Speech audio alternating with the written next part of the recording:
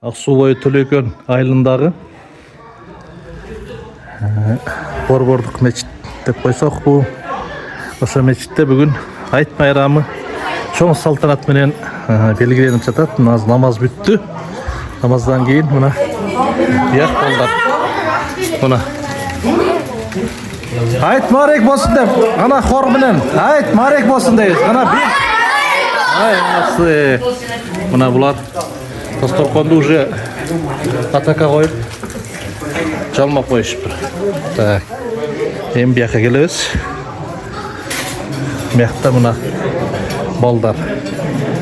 Мына орто муун, жаш муун, 60 жаштан ылдыйлар. Биякта отуруп атышат.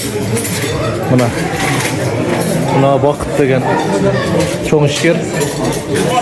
Любой жерден капитал жасайт да, эки таш туруп акча жасап кое бере турган балдардан.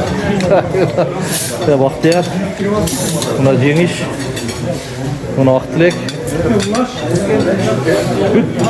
Спокойный, крутой парендер да. Мына Асан, мына Егенберди.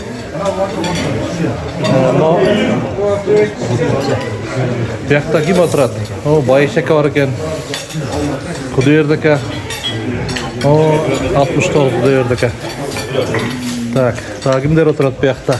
Доран ака отурат. Жаныш ака. Мына Анарбек ака, мына Бакыт Тотонбаев, мына Бийип Каныбек. Бул 71-чи жылкы. Ойлоп албагыла 75 экен деп. Бул талант. 71 талант. Мына Айбек Аксакал. Токоев. Биякта Жүнүс деген чоң авторитет отурат. Мына биякта мына автоэлектрик компьютерный карбюратор, машинанын ичегесин чугайт Арыстан. Мына Жамшит, мына спортсмен, мына рожденный спортсмен. Ушуга сәл арында жетпей калганда, мындай кароо жетишкенде мына звезда болот да, мировой спорт звезда. Ушу алыгы 90-жылдарга туш келип калып, ушу бала каралбай калып кетти да, Жамшит. Болбосо нак спортсмен болот эле. Мына ким болду? Мына бала ким? Машина бар, мен машина. Машрат экен бул. Мына Бакыт. Мына Бакыт, мына шу жерде мындай карап отурат да. Жерде мындайга үйсө мынча түшөт экен деп. Мына биякта мына жаштар.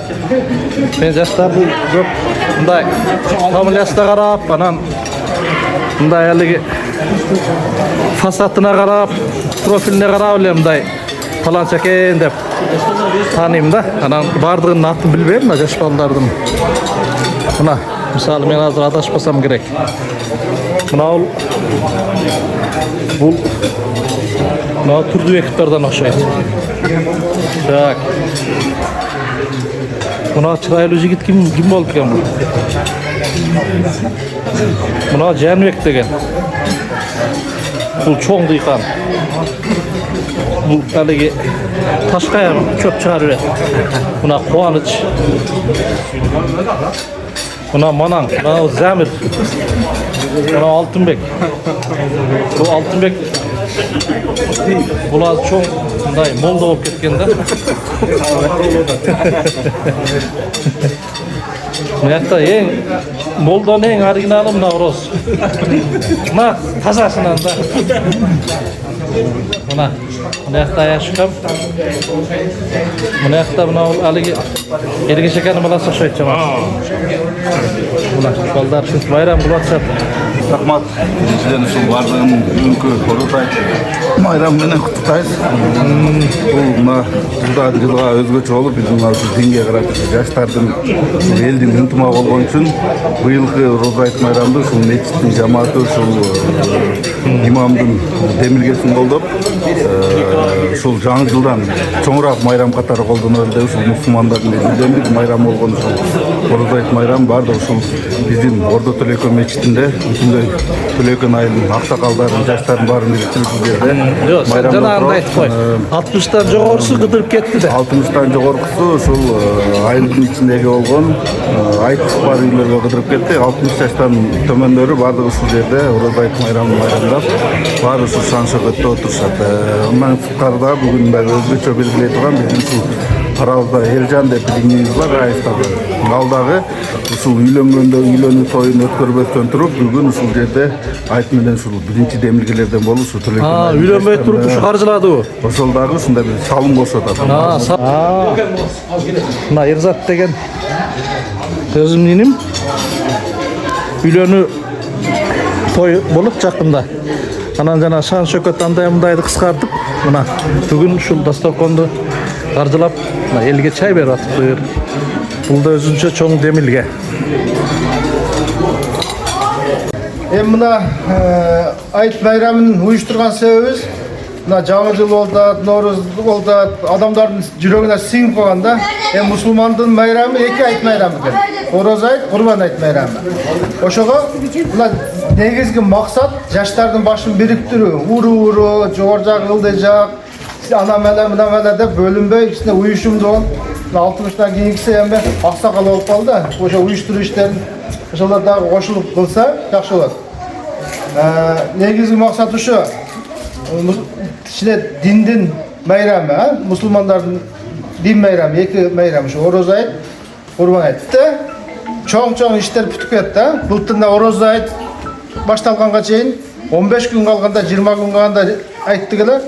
Мына жерге bir 500 миң сомдук расход кетти.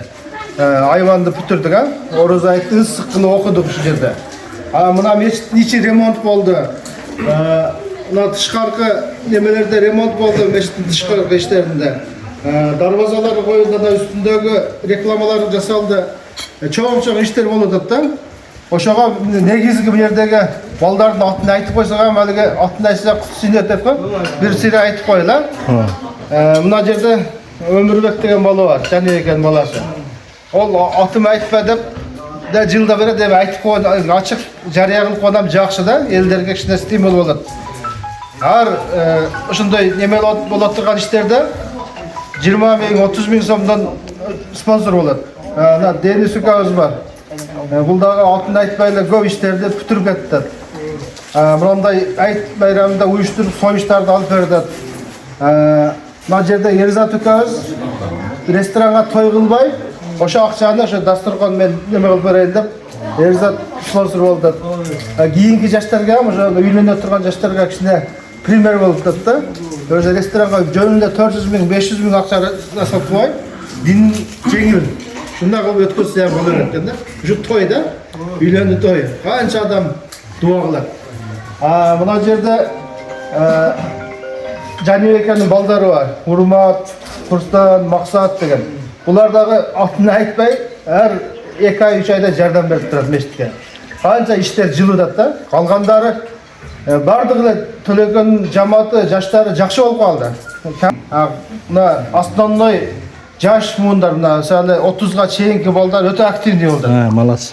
30га чейинки балдар кээ биркилер атын айтпай эле жардам берет. Эм банктан аты чыкпайт.